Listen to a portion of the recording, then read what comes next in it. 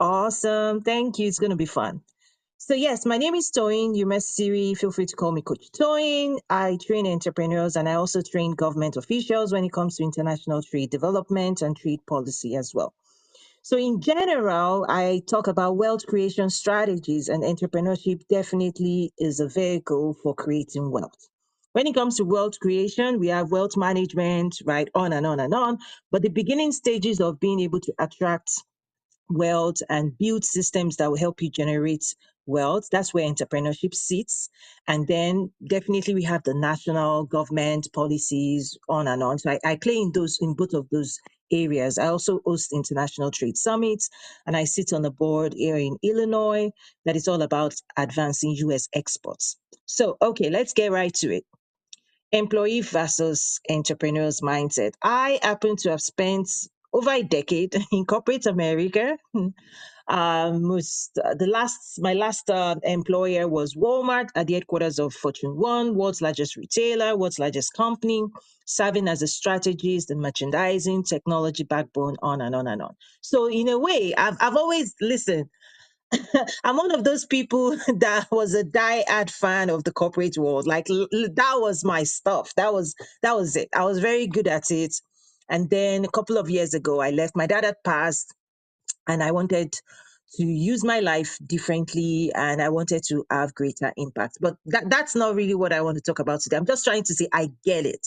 If you're an employee and now you want to become an entrepreneur, or you're a recent entrepreneur, I completely understand what might be going on within you right now. And that's what I want to dive into, because the traditional education system, and I have two degrees.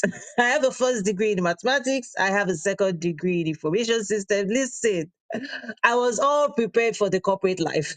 Certifications upon certifications, I've got those too. But what I have found is that the day you decide you want to leave the corporate world to become an entrepreneur, we also have to change our mindset, because the traditional education system has created in us the perfect employee, right? The perfect employee will fail. Let me repeat, the perfect employee will fail at entrepreneurship. In my book, Mindset of an Entrepreneur, I also cover this, right? Because a lot of times the real struggle that we first face when we complete that transition is that, one, we don't have the skills. We've not developed the skill of branding, marketing, and sales. And those three skills, they are extremely important to achieve business growth and success. Branding, marketing, and sales. That's why oftentimes new entrepreneurs, they question, they ask this question: why do I need to brand? Why do I need to tell my story? Why do I need this? Why do I need that? And I'm going, you're asking the wrong question. You need to be saying, how? How do I brand? How do I market? Right? How do I sell? How do I develop these skills? Because those two questions, they generate different energy and different results. When you question what you do not understand, you're not going to unlock the answers. When you say why, right? Is that we need to be asking how, because once we know they are so important, then we need to quickly be developing the skills to achieve results in those spaces. So thank you everyone that's joined the game. Yorinita, he says, how do I brand? How do I sell? How do I? Lovely. Listen, that question, when we ask the right question, we open up ourselves to receive the answers. And when we ask the wrong questions, the world might close itself to us. That when people ask this, what's, from a very negative, like, I don't have to do that. Well, okay, that's okay. You don't have to do anything you don't want to do, but you miss out on all of the incredible opportunities, right? It's like a doctor saying, why do I need a stethoscope? Okay, okay. Right? This is important for you to do your job well. Right? You better start learning how to use a stethoscope, right? Well, instead of questioning why everybody's carrying a stethoscope around in the hospital. Listen, it might save a life. You're supposed to use it to check the heartbeat. Anyway, if you know me, you know I use analogies, and sometimes I just start laughing when these things are too serious. I've seen too much already. Like, I've seen a lot of this. Last year, I had the opportunity of training entrepreneurs from 38 countries. My client, United Nations Development Program. So I run this stuff, whether with an individual or at the national or even continental level. I do different projects there. So let's come back to it. Employee mindset. What makes you a perfect employee? Let's go back to high school, middle school. For those on the continent, we talk about primary school. That's where the perfect employee is groomed. When they say sit down, make no noise, do what you're being told to do, right? The teacher brings you the question, teach you what you're supposed to know, and you don't color outside the box. When the exam is here, you're not allowed to put anything in that exam answer book that is not in your textbook. The teacher wants to see exactly what he told you it is. So in a way, the perfect employee is created in the school system. And when it comes to entrepreneurship, right, it's the exact opposite. You don't sit still. You're supposed to be pursuing opportunities. You're supposed to be developing skills. You're constant learning, because all of those things will determine the type of results you can get. So let me open it to discussion before I share more. Yes, go ahead. Did you want to contribute, Miss Yerenita, or just react to what I just shared? Thank you. Yeah, I am amazed because I've been in a training with a powerful man of God. And do you know, we've been talking about the employee versus entrepreneur mindset. I almost was like, whoa, wait a minute, what's the title of this room? Um, and I'm thinking about if I wanted to be a fit for a particular company, what I was bringing into the company is what stood out to them. If I was a match for the culture that they had and what they had established. And so I'm really thinking about this in terms of an entrepreneur because that's what I am. And so I'm just listening. I need to listen a little bit more and get all of these gems from you. Back over to you, Toya. Oh, wow. What you talked about in terms of culture, if we are to dive into that briefly, part of the employee mindset is that you have to fit in to the culture. You don't create the culture. The entrepreneur creates a new culture, but an employee must morph themselves to fit in. You have to change who you are to adapt. Adaptability is the rule of the game in corporate. If you don't adapt, you'll be kicked out. Not just when I say kicked out, you will find your way out either voluntarily or eventually. Or you might even say stay longer and not be happy. Some parts of you will have to check out of that process. But the entrepreneur, you are the one to set a new culture. Because entrepreneurship is the highest expression of human creativity and productivity. You're supposed to create into the world what you see in your mind. You're here to impact the world. When you say impact, it means your thoughts, opinions matter, and you're here to express them. I always say when it comes to mindset, I say with your mind, you experience the world around you, but with your words in written and spoken form, the world is supposed to experience you. Your words are your expressions. They are your place. It's your power to express. You have to say what you mean and mean what you say. But part of the journey of employees, you do not say what you mean and you do not mean what you say, because you've got to adapt to that culture. And because of that experience, we tend to play less than we truly have. We tend to put ourselves in a box. We tend not to show our power. We tend not to show our full, right? Full glory, unless maybe you find your way to the top of the employee, right? When you become a vice president, EVP, CEO level, that's when you can now have the freedom to fully express. And guess what then happens? At those levels, you now shape the culture of everybody working for you. You now set the pace. You now lead. This is where we start going into leadership, right? Is that the entrepreneur mindset within a corporate culture must find itself to the top. Otherwise, you check out, because the employee mindset takes orders from others. The entrepreneur mindset lead, right? And how do you lead? Is that you have a vision for a better future. You cast that vision and you make sure people buy in, you communicate the vision enough that people buy into your vision and they are willing to follow you to that future. So whether you are within a corporate environment or you are out building your own business, the entrepreneur mindset in a way is about being visionary. What do you see? Right? I say vision is the picture of your destination. Where are you going? Where have you been? Where are you going? And where do you want to take other people to?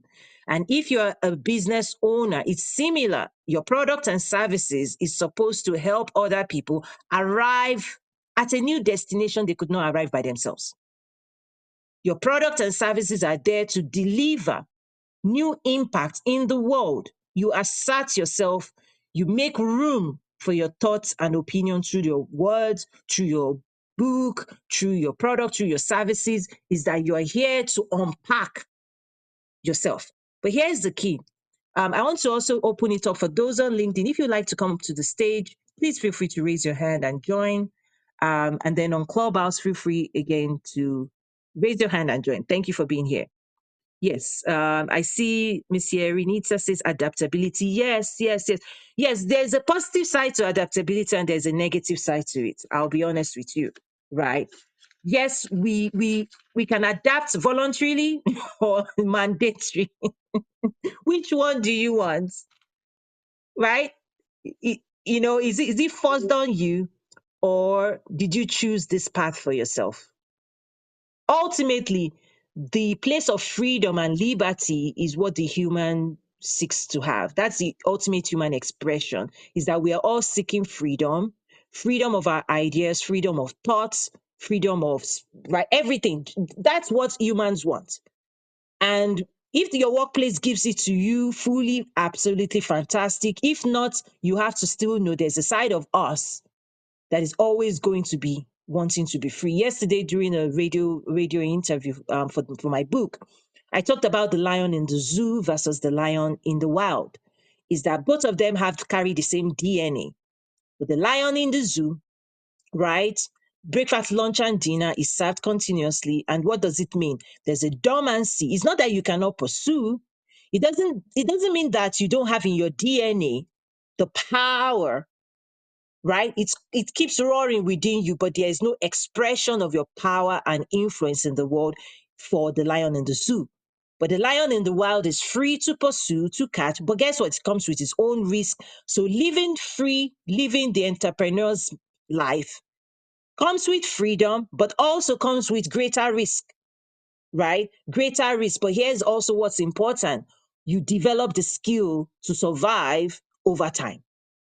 So when you never take the courage to survive in the wild, if comfort is all that you want, then comfort is always available because let me connect this to one of the things I teach. Maslow's hierarchy of needs talks about food, clothing, shelter, which is at the base of the pyramid of human needs. When government doesn't want to take on that responsibility. Family unit do not want to take on that responsibility. So what do? For every child born, we take them through this at least 21 years of schooling that prepares them to develop specific commercial viable skills, accounting, legal, right? The school system is structured so that you can develop a skill that the industrial enterprise can then buy and purchase from you so you can get a livelihood. So that's the foundation where this is how the world is designed as of right now. Is that everybody needs to develop a skill that will help them secure a living so that they can get food, clothing, shelter. food, so that nobody else, so that the government is not responsible for feeding you, clothing you, and putting a roof over your head, because those three needs are important. So the whole purpose of the education system is so that you can get a livelihood. But the education system doesn't guarantee you success. Entrepreneurship is a different journey, is a different type of education. And this is you are telling the world, I want more than survival, right? I want more than a secure job.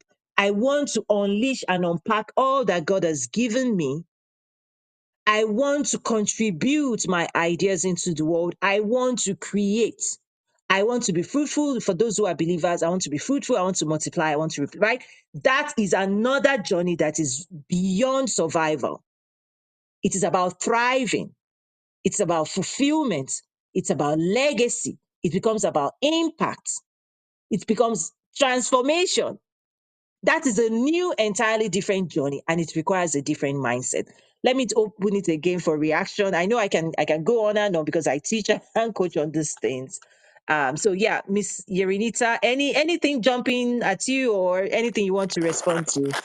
Yeah, I wish I could stay. I have a meeting starting in about 10 minutes, but what I wanted to say is that that is one of the reasons why I kept saying the corporate world just wasn't working for me. I felt suppressed. I felt suppressed. I felt my gifts and talents were being suppressed. I felt like I just didn't have the freedom to be free in me.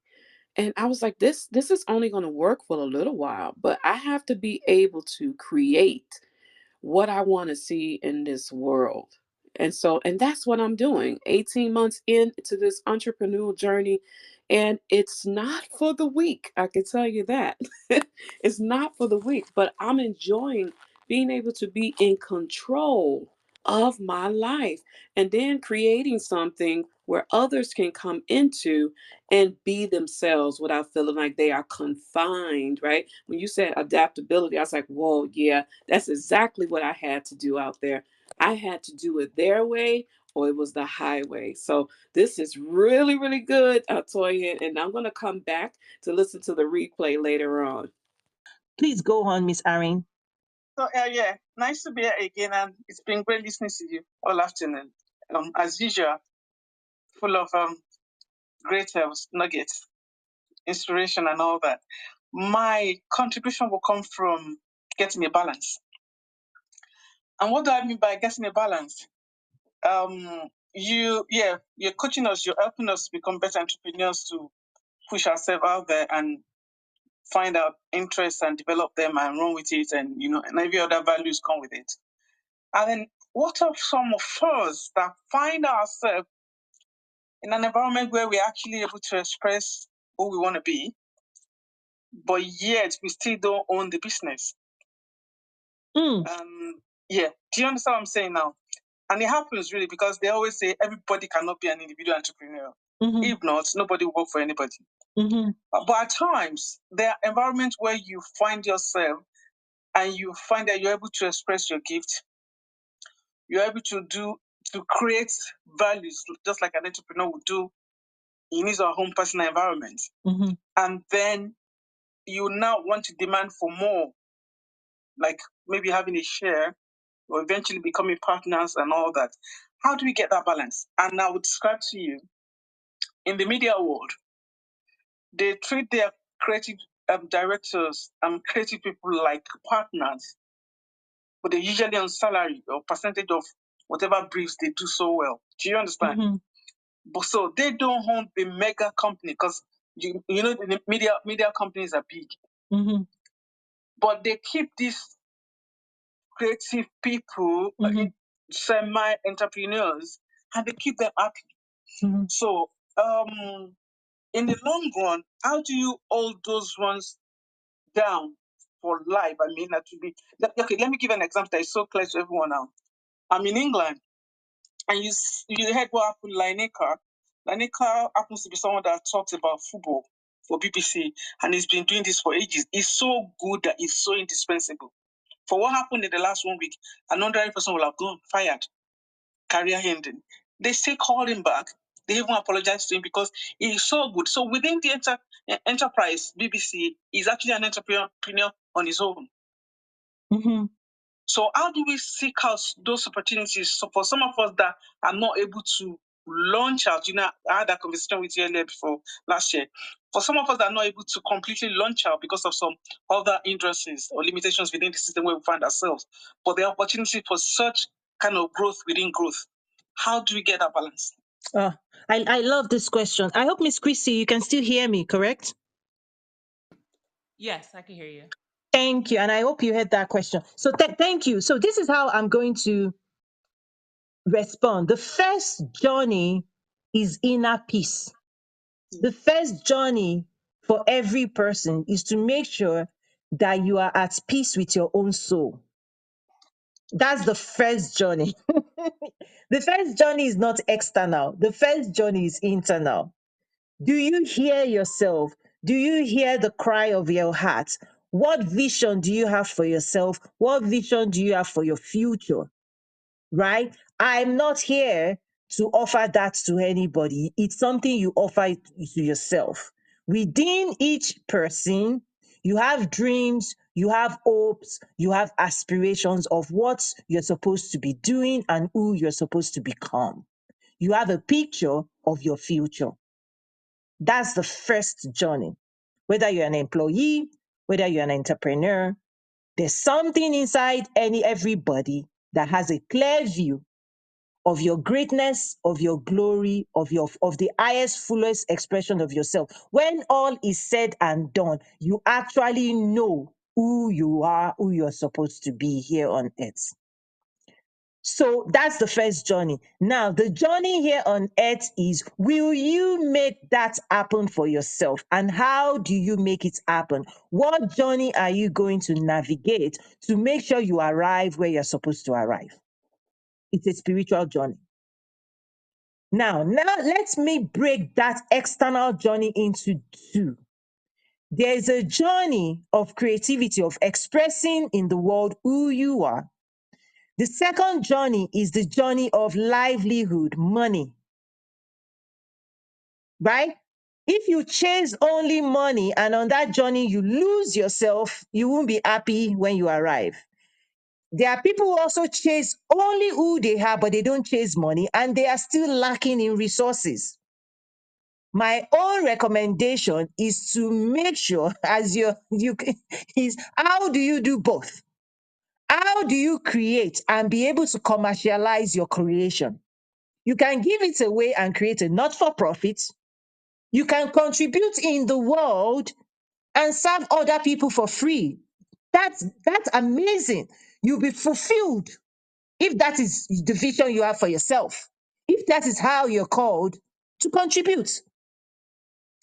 And entrepreneurship is you will create, but you will commercialize.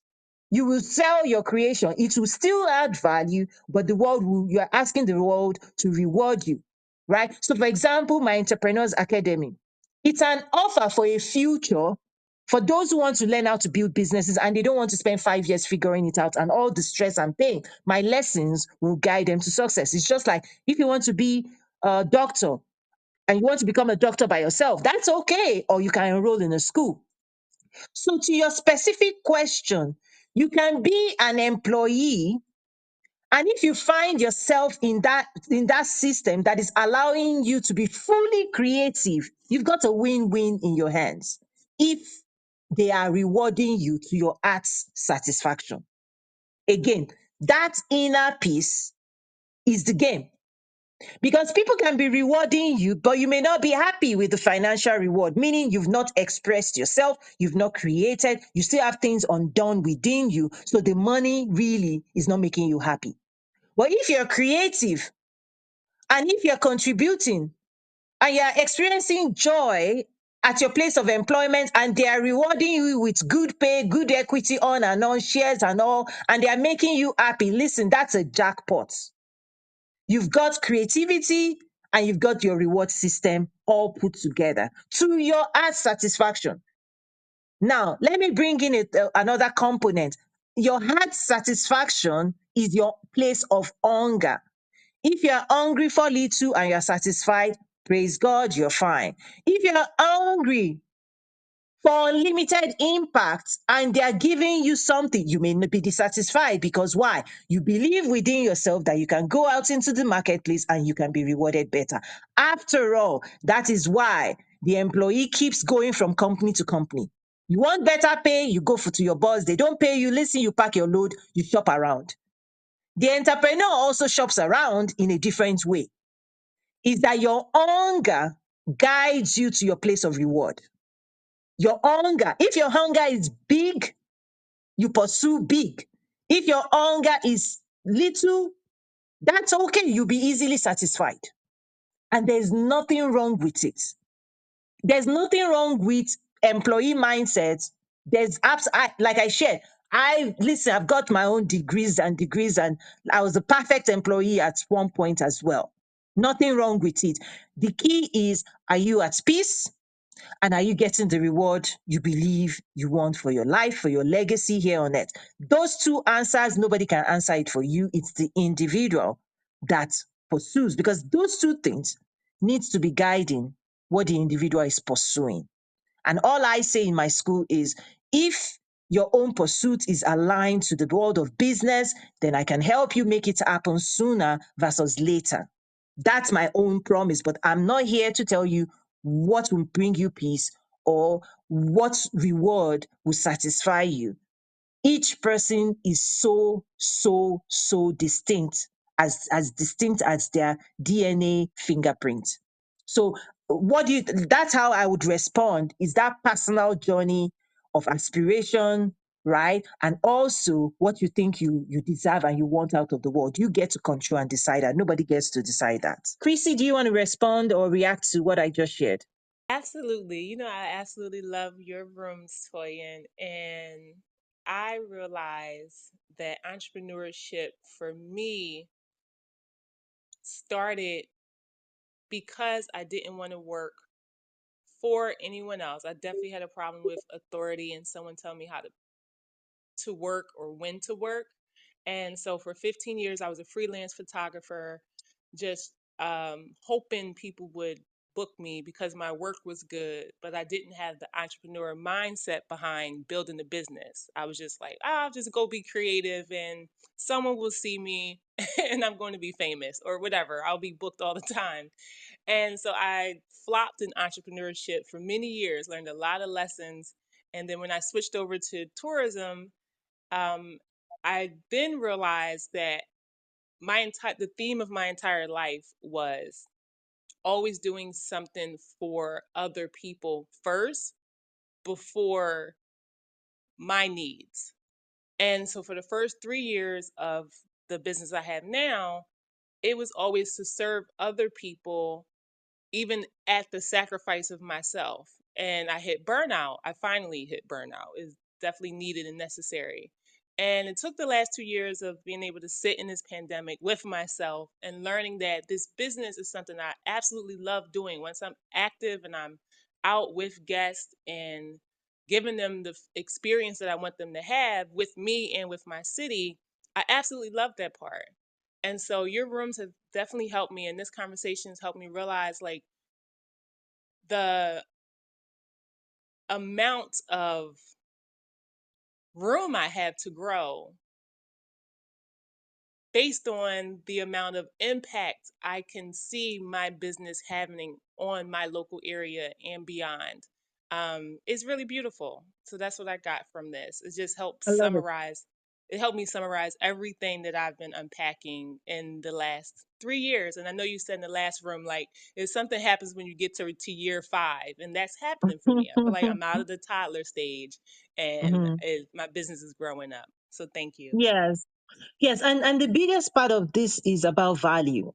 Maybe another time I'll talk about it. I teach it in my school anyway, is that it's ultimately contributing value, and value is what the whole world is looking for. I've talked about and I've taught a class on money. Money flows into value. There's an article in my academy, Toyin Umesi Radio Academy, on this. Money flows into value, right? Money flows into value. Money is looking for value. Money is an exchange of value. Money is value, And if you create value, you can exchange it for money. So yeah, I'll just stop that because it's another subject. I'm wrapping up now.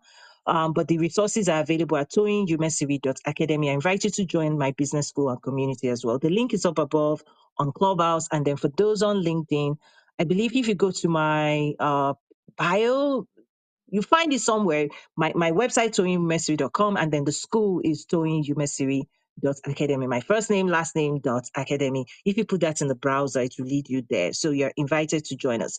So I'm going to start wrapping up now, but I just wanted to start, just this introduction.